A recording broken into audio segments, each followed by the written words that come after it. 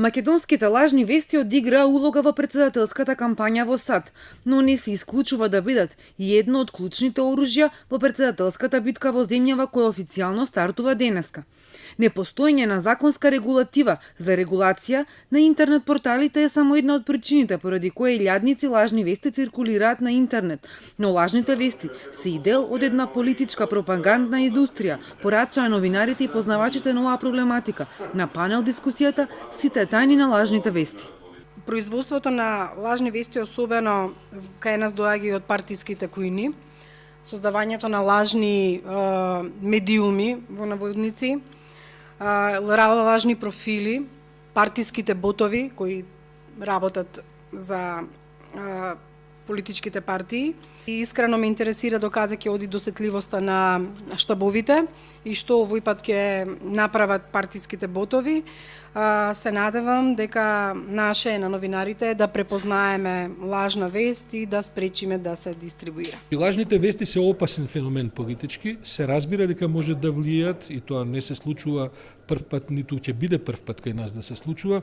Да повторам, тие се резултат на сериозни политички кујни.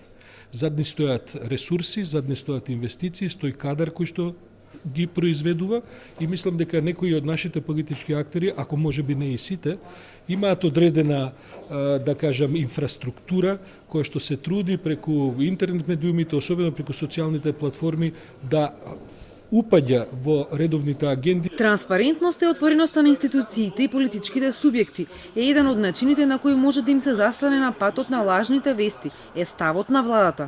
За жал не би можеле да преюдицираме како ќе тече кампањата, но тоа што е исклучително важно е дека медиумите во Македонија се однесуваат мнозинството одговорно, транспарентно. Факт е дека политичките субјекти, вклучително и ние како влада, сме постојано отворени.